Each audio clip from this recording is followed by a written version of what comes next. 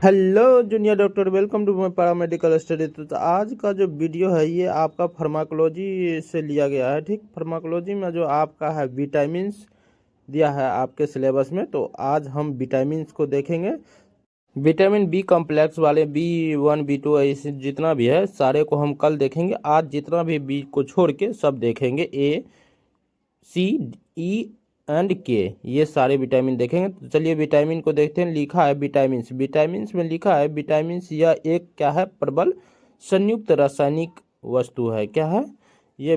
Complex जो होता है, कॉम्प्लेक्स केमिकल कंपाउंड है जो शरीर के बाहरी आघातों से सुरक्षा प्रदान करता है। कोई भी जो क्या करता है, ऊपर से जो अटैक करता है माइक्रो ऑर्गेनिज्म, इससे क्या करता है, वो बचाता है विटामिन्स। ठीक, इसके खिलाफ यानी इम्यूनिटी पावर को बूस्ट करता है, बनाता है। तो इसके लिए विटामिन बहुत ज़रूरी है। तो विटामिन जो है दो प्रकार के होते हैं। कितने प्रकार के होते हैं? दो प्रकार के होते हैं।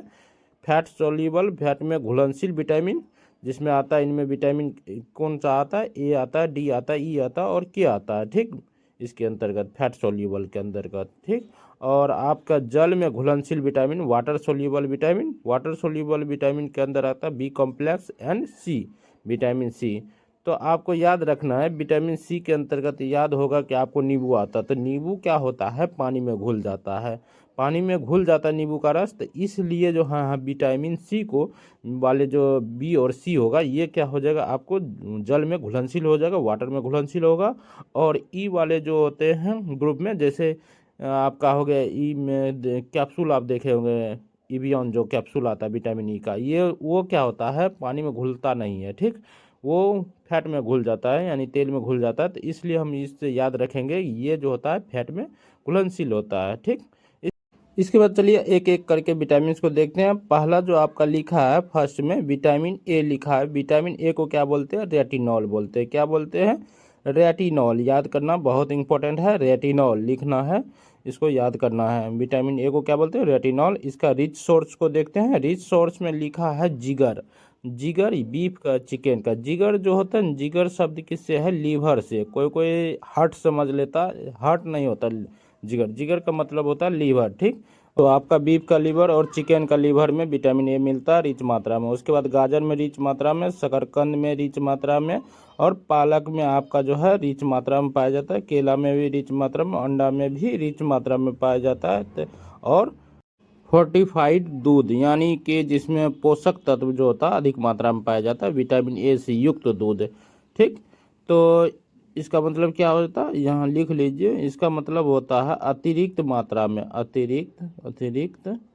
अतिरिक्त मात्रा में पोषक तत्व, अतिरिक्त पोषक तत्व वाले दूध भी बोल सकते हैं इसको, अतिरिक्त पोषक तत्व वाले दूध। ठीक, जिसमें इसमें अतिरिक्त मात्रा अलग से क्या किया जाता है, न्यूट्रिएंट को मिला दिया जाता है विटामिन ए से युक्त वाले दूध में। ठीक, तो ये आपका क्या हो जाएगा, रिच सोर्स होगा विटामिन ए का। ठीक, उसके बाद पुअर सोर्स, जिसमें कम मात्रा में पाया जाता है, तो परिविष्ट अनाज, सफ़ेद चावल या सफ़ेद रोटी में, ये इसमें क्या पाया जाता है, कम मात्रा में। मीठा स्नैक्स और डेट्स में, इसमें कम मात्रा में विटामिन ए पाया जाता है। ठीक, तो ये सब इसका पुअर सोर्स है। ठीक, उसके बाद चलते हैं इसका आगे देखते हैं। रिक्वायरमेंट लिखा दैनिक, दैनिक आवश्यकता, यानी प्रतिदिन हम किस मात्रा में लेंगे, तो इसको व्यस्त में लिया जाता है 3000 IU, इंटरनेशनल यूनिट। ठीक, दूध पिलाने वाली महिला, दूध पिलाने वाली महिला में कितना देना चाहिए? ये 4600 IU लेना चाहिए उसको, इतना मात्रा में उसको विटामिन ए लेना चाहिए। उसके बाद शिशु 5 वर्ष का जो है उसको कितना लेना चाहिए? 1200 IU लेना चाहिए, इंटरनेशनल यूनिट। ठीक, उसके बच्चे 6 से 9 वर्ष तक के, इसको कितना 1600 IU देना चाहिए। ठीक, और बच्चे जो है 10 से 12 वर्ष तक का है, उसको कितना 2400 IU देना चाहिए। ठीक, उसके बाद बच्चे जो 16 से 19 वर्ष तक का है, उसको 3000 IU देना चाहिए। तो ये आपका क्या है, विटामिन ए जो लेने का सप्लीमेंट्री है, ये उस हिसाब से लेना चाहिए। ठीक, तो आपका ये क्लियर हो गया कितना कितना मात्रा में किसको देना चाहिए। ठीक, इसकी आवश्यकता डोजेज क्या है। ठीक, उसके बाद आप चलते हैं इसका, यहाँ पे लिख लीजिए, पहले यहाँ पे लिख लीजिए IU का मतलब होता है इंटरनेशनल यूनिट, भूल जाइएगा, इंटरनेशनल यूनिट। यहाँ जो IU लिखा है इंटरनेशनल यूनिट में इसको काउंट किया गया है, इंटरनेशनल यूनिट में दिया गया है। ठीक, उसके बाद आप चलते हैं इसके कार्य यानी फंक्शन पे। तो चलिए देखते हैं, इसमें लिखा है समस्त कष्टों के निर्माण लिखा गया, निवारण होना चाहिए, निवारण तथा वृद्धि के लिए आवश्यक होता है। ठीक, ये समस्त कष्टों के निवारण और वृद्धि के लिए आवश्यक होता है। उसके बाद दूध उत्पादन में सहायक होता है। ठीक, दूध उत्पादन में ये सहायक होता है। उसके शरीर से बाह्य त्वचा और एकीकरण बनाए रखता है। ठीक, और श्लेष्मा झिल्ली म्यूकस मेम्ब्रेन को क्या करता है, स्वस्थ रखता है। ठीक, उसके बाद लिखा शरीर के समान वृद्धि में सहायक होता है, समान ग्रोथ में सहायक होता है। उसके बाद मंद प्रकाश में देखने की क्षमता बनाए रखता है, आँख की जो देखने की क्षमता होता है मंद प्रकाश में वो बनाए रखता है। ठीक, तो ये आपका विटामिन ए का क्या था, फंक्शन था। उसके बाद आप जो विटामिन ए की कमी से होता है, क्या होता है, न्यूनतम यानी डेफिशिएंसी के प्रभाव लिखा है, कमी से होने वाले रोग लिखा है इसका मतलब। ठीक, नाइट ब्लाइंडनेस पहला है, बहुत इंपॉर्टेंट है, स्टार मार्क कर लीजिए, VVI लगा दीजिए। ठीक, बहुत इंपॉर्टेंट है नाइट ब्लाइंडनेस, स्टार मार्क कर देते हैं। नाइट ब्लाइंडनेस में क्या होता है, कम रोशनी में देखने में क्या होता है, कठिनाई होता है, कम रोशनी में देखने में कठिनाई होता है। उसके बाद जीरोप्थेल्मिया, जीरोप्थेलिया में क्या होता है, आँख सूख जाता है, सूखी आँखें और कॉर्निया में क्षति हो जाती है जिससे। ठीक, उसके बाद है केरेटोमलेशिया, इससे पहले यहाँ जीरोप्थेल्मिया में क्या करिए, स्टार मार्क कर लीजिए, ये भी इंपॉर्टेंट है।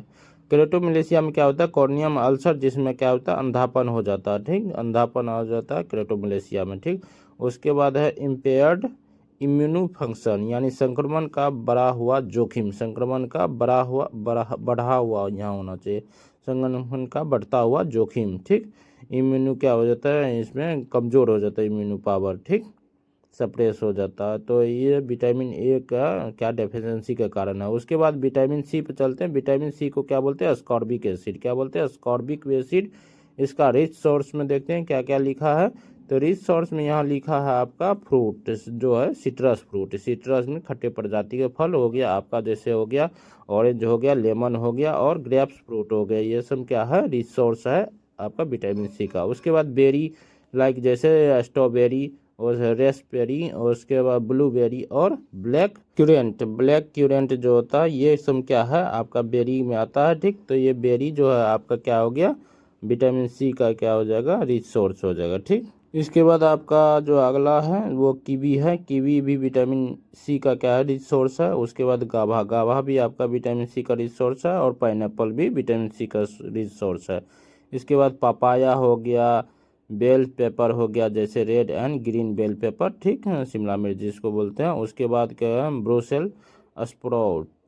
ब्रूसेल्स स्प्राउट्स और उसके बाद कैबेज हो गया, टमाटो हो गया, ये सब क्या हो गया आपका रिच सोर्स हो जाता है विटामिन सी का, इसमें विटामिन सी ज़्यादा मात्रा में पाया जाता है। ठीक, उसके बाद आपका पुअर सोर्स में चलते हैं। पुअर सोर्स में मिल्क और मटन, मिल्क और मटन में कम मात्रा में आपका विटामिन सी मिलता है। ठीक, उसके बाद आप चलते हैं रिक्वायरमेंट पर, इसके आवश्यकता पर। तो आवश्यकता में लिखा ICMR यानी Indian council of medical research विशेषज्ञ जो होता है, ये समिति के प्रतिवेदन 1981 के अनुसार 1981 के अनुसार स्वीकृत मात्रा है विटामिन आपका सी का, इसका स्वीकृत मात्रा दिया है, आप देख लीजिए इस तालिका में लिखा है। वयस्क और गर्भवती महिला बच्चे में कितना देना चाहिए, 40 मिलीग्राम प्रतिदिन देना चाहिए, कितना, 40 मिलीग्राम प्रतिदिन विटामिन सी लेना चाहिए। ठीक, उसके बाद दूध पिलाने वाली महिला, दूध पिलाने वाली महिला को कितना, 80 मिलीग्राम, इसमें 80 मिलीग्राम प्रतिदिन होना चाहिए। उसके बाद शिशु में जो 5 वर्ष से कम का है उसमें 20 मिलीग्राम प्रतिदिन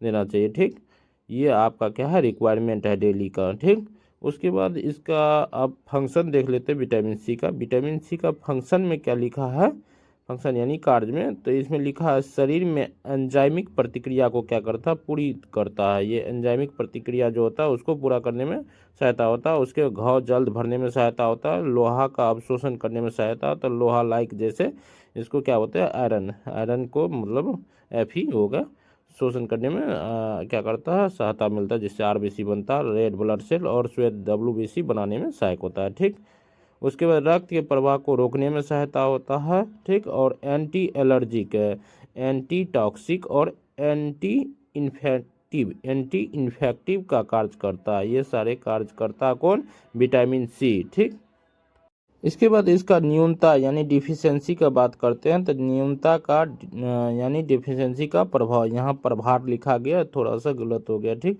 इसको सही कर लीजिएगा, यहाँ क्या लिखना है, प्रभाव, क्या होगा, प्रभाव। यानी डेफिशिएंसी का प्रभाव क्या क्या पड़ता है शरीर पे। तो चलिए देखते हैं। सबसे पहला यहाँ पे लिखा हुआ है मेन और इम्पोर्टेंट पॉइंट, स्कर्वी।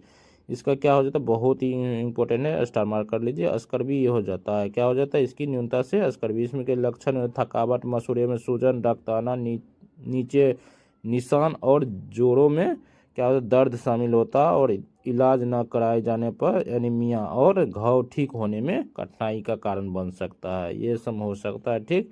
तो स्कर्वी में याद हो जाएगा अच्छे से, बहुत इंपॉर्टेंट पॉइंट है, स्कर्वी हो जाता है, ठीक।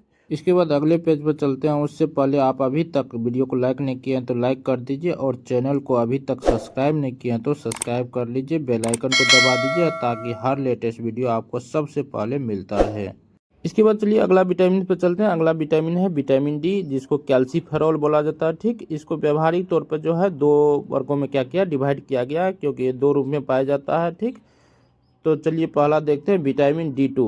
क्या है विटामिन डी टू, यह जो है कृत्रिम विटामिन है। क्या है, कृत्रिम विटामिन डी है।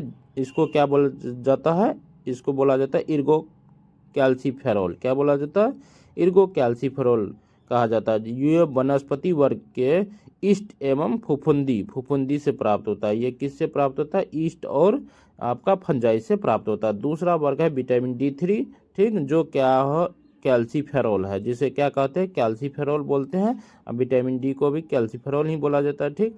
तो ये प्राकृतिक विटामिन डी है। ये क्या है, प्राकृतिक विटामिन डी है, जो 7 डिहाइड्रेट कैल्स्ट्रॉल से मानव त्वचा में सूर्य की रोशनी से प्राप्त होता है। किससे प्राप्त होता है, ये सनलाइट से प्राप्त होता है, ठीक।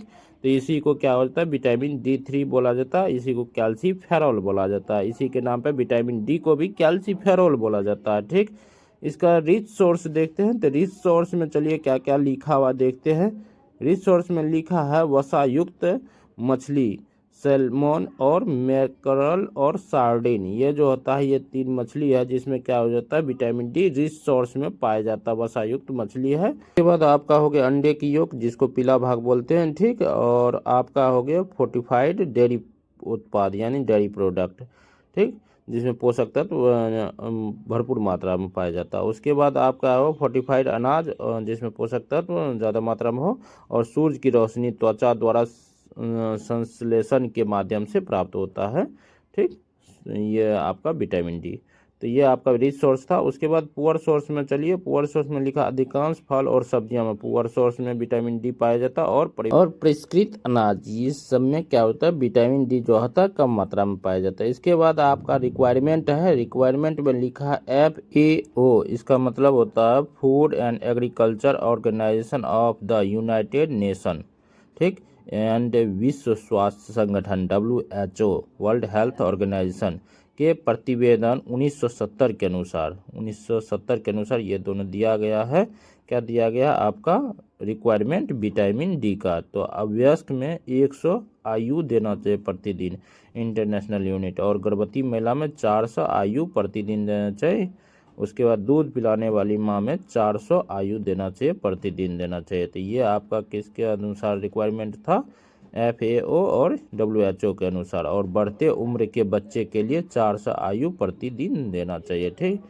ये आपका पूरा हो गया रिक्वायरमेंट विटामिन डी का। उसके बाद आपका चलते हैं फंक्शन पे। फंक्शन में लिखा है ये क्या क्या कार्य करता है। ये कैल्शियम और फास्फोरस के विटामिन एवं उनकी उपयोगिता को नियंत्रित करता है। क्या करता है, कैल्शियम और फास्फोरस से युक्त जो विटामिन होता है उसके नियंत्रण और उपयोगिता को क्या करता है, नियंत्रित करता है, ठीक। उसके बाद हड्डियों की रचना में सहायक होते हैं, एंजाइम को उत्तेजित करने में सहायक होता है, और कैल्शियम के अधिक से अधिक प्रयोग में सहायक होता है। कैल्शियम के अधिक से अधिक प्रयोग में क्या करता है, ये सहायक होता है, कौन, विटामिन डी।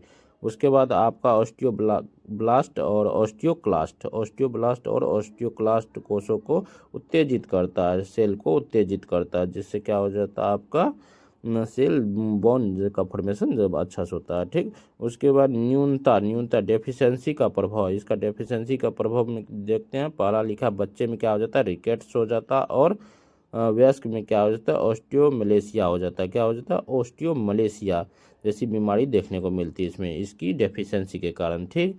तो चलिए इसमें देखते हैं रिकेट्स और ऑस्टियोमलेशिया में क्या हो जाता है। तो इसमें क्या होता है, बहुत इंपॉर्टेंट पॉइंट है, इसको स्टार मार्क कर लीजिए ये दोनों को, ठीक। देखिए, ठीक।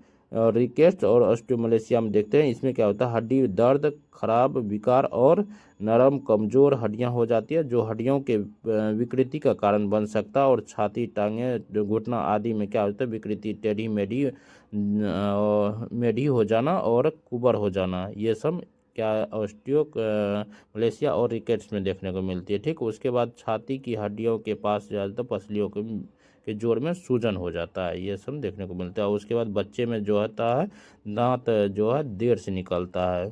ठीक, कैल्शियम का कमी हो जाएगा, विटामिन डी का कमी हो जाएगा, तो क्या हो जाएगा, बच्चे में दांत देर से निकलेगा। ठीक, उसके बाद इसका अधिकता दिया है एक्सेस का प्रभाव। एक्सेस, जब विटामिन डी का एक्सेस मात्रा में बाहर से लेने लगेंगे तो उससे क्या हो जाएगा, ठीक, इससे क्या होगा, चक्कर आने लगेगा, ठीक, उल्टी होने लगा और अत्यधिक प्यास लगने लगेगा और डायरिया आदि हो सकता है। ये विटामिन डी बाहर से लेने पे साइड इफेक्ट इसका देखने को मिल सकता है, अधिक मात्रा में लेने पे। उसके बाद आपका विटामिन ई जो है, टोकोफेरोल बोलते हैं, क्या बोलते हैं, विटामिन ई को टोकोफेरोल। ठीक, इसका सोर्स देखते हैं। सोर्स में आपका क्या लिखा है, गेहूं के अंकुर का तेल। गेहूं के अंकुर का जो तेल होता है, अंकुरित गेहूं से जो तेल निकाला जाता है उसका तेल। उसके बाद कपास के बीज और अन्य बीजों के अंकुर, इस सब में विटामिन ई पाया जाता है। ठीक, उसके बाद आपका हरी पत्तेदार सब्जी और अंडे के योक, ये सब में विटामिन क्या पाया जाता है, ई पाया जाता है। ठीक, उसके बाद इसका फंक्शन देखते हैं, कार्य देखते हैं। इसमें लिखा है गर्भ धारण की स्थिति में सहायक होती है और अर्थात इसकी कमी होने पर स्त्रियाँ क्या हो जाती है, बांझ हो जाता है। बहुत इंपॉर्टेंट है, बांझपन आ जाता है, ठीक, की स्थिति उत्पन्न हो जाती है, जिससे प्रजनन क्षमता की कमी कहा जाता है, जिसे क्या आ जाता है, रिप्रोडक्टिव डिजनरेशन कहा जाता है, डिजनरेट हो जाता है, कम हो जाता है। ठीक, उसके बाद रिक्वायरमेंट में देखते हैं, इसके समान वयस्क के लिए जो होता है 15 आयु प्रतिदिन देना चाहिए। कितना है, 15 आयु प्रतिदिन देना चाहिए। उसके बाद इसका डेफिशिएंसी में देखते हैं, डेफिशिएंसी मिलेगा नपुंसकता, बांझ, ये देखने को मिलता है, बहुत इंपॉर्टेंट है, स्टार मार्क कर लीजिएगा। ठीक, विटामिन ई की कमी से नपुंसकता। उसके मासिक गड़बड़ी, ये भी इंपॉर्टेंट है, मासिक गड़बड़ी हो जाता है। उसके बाद आपको अभ्यस्त गर्भपात यानी हैबिट्यूड एबॉर्शन हो जाता है, बच्चे क्या हो जाता है, खराब हो जाता है बीचे में। ठीक, तो ये सब आपका जो है विटामिन ई की डेफिशिएंसी देखने को मिलता है। यानी विटामिन ई जो है पूरी तरह से किससे रिलेटेड है, रिप्रोडक्शन से रिलेटेड है। ठीक, इसके बाद अगले विटामिन पर चलते हैं। अगला विटामिन आपके सामने है विटामिन के। इसको क्या बोला जाता है, फाइलोक्विनोन बोला जाता है। क्या बोला जाता है, फाइलोक्विनोन। इसका सोर्स को देखते हैं, स्रोत को देखते हैं। तो स्रोत में आपका फर्स्ट है पत्तेदार सब्जी। इसमें पत्तेदार सब्जी, सोया के साग, गाजर, टमाटर और सोयाबीन आदि, ये सब जो आपका क्या है, विटामिन के का क्या है, सोर्स है, स्रोत है। ठीक, उसके बाद इसका फंक्शन देखते हैं। फंक्शन में लिखा है रक्त के जमा में ये सहायक होता है और यकृत के कार्य में सहायता करता है। ठीक, रक्त के जमा में सहायक यानी बोल रहा है ब्लड क्लॉटिंग मतलब काम करता है ब्लड क्लॉटिंग में। ठीक, तो ये बहुत ही इंपॉर्टेंट है, ब्लड क्लॉटिंग में कार्य करता है। ठीक, विटामिन के, और यकृत के कार्य में सहायक होता है ये। ठीक, उसके बाद इसका रिक्वायरमेंट भी देखते हैं। रिक्वायरमेंट में लिखा 1.2 मिलीग्राम प्रतिदिन। इसको कितना लेना चाहिए, 1.2 मिलीग्राम प्रतिदिन लेना चाहिए, इसका रिक्वायरमेंट है विटामिन के का। ठीक, तो ये आपका विटामिन के का सोर्स, फंक्शन और रिक्वायरमेंट था। ठीक, इसके बाद अगला पॉइंट आपका है इसका डेफिशिएंसी, न्यूनता। तो इसकी डेफिशिएंसी यानी न्यूनता को देखते हैं, इसकी कमी से क्या क्या प्रभाव होता है। तो रक्त में क्या होता है, अविरल बहना, यानी रक्त क्या होता है, बहते रहता है, कट लग जाता है तो बहते रह जाता है। ठीक, इसकी कमी के कारण। ठीक, रक्त रुकता नहीं है। और दूसरा है नवजात शिशु में जो होता है, क्या होता है, रक्त स्राव की प्रवृत्ति हो जाता है। नवजात शिशु में रक्त स्राव की प्रवृत्ति, अर्थात रक्त क्या होता है, स्रावित होता है, रोग के रूप में नवजात शिशु में क्या उत्पन्न होना। रक्त स्रावी वाला रोग जो होता है, यानी ब्लड का इसमें क्या होता है, क्लॉट ही नहीं हो पाता है, क्या हो जाता है, क्लॉट नहीं होता, अरक्तता जिसको बोल देते हैं वो हो जाता है। ठीक, ऐसा रोग देखने को मिलता है, लेकिन जेनेटिक के कारण से अरक्तता होता है। ठीक, तो ऐसा ही देखने को मिलता है इसके कमी के कारण, विटामिन के कमी के कारण। तो आपको क्लियर हो गया। तो ये आपका क्या था, विटामिन बी कॉम्प्लेक्स को छोड़ के, बी के सारे विटामिन को छोड़ के बाद बाकी जितना भी विटामिन था सारे को आज क्लियर कर दिया। अगले वीडियो में विटामिन बी के बारे में लेके आएंगे। ठीक, तो आज का जो भी आपको पार्ट था, ये उम्मीद करते हैं कि बहुत ही अच्छे से समझ में आया होगा, और समझ में नहीं आया होगा तो आप दिए गए व्हाट्सएप नंबर पे PDF ले सकते हैं, जो भी डाउट होगा वहाँ पे पूछ सकते हैं। ठीक, तब तक के लिए bye bye, take care and thank you for watching my video.